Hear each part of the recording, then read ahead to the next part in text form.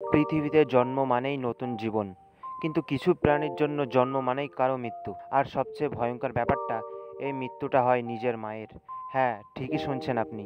এই নির্মম ঘটনা ঘটে এক প্রজাতির মাকড়সার জীবনে, যার নাম স্টেগোডাইফাস। এই মাকড়সা তার দেহ দিয়ে তৈরি করে ডিমের নিরাপদ বাসা।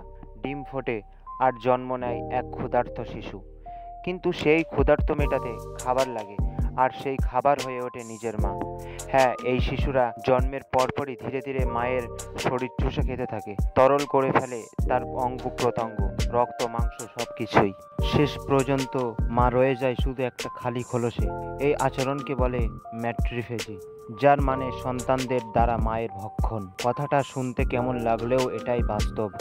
ভাবতে পারেন, একজন মা তার জীবনের সবকিছু দিয়ে সন্তানের পেট ভরে, আর সন্তানরা তার মাকেই ধীরে ধীরে খেয়ে ফেলে। এটা শুধু নির্মমতা নয়, এটা প্রকৃতির এক নীরব সত্য। ভালোবাসার এমন বিসর্জন আর কোথাও কি দেখা যায়? কিন্তু প্রশ্ন একটাই রয়ে যায়, এই আচরণ কি শুধুই প্রকৃতির অংশ, নাকি এর পিছনে লুকিয়ে আছে অজানা রহস্য?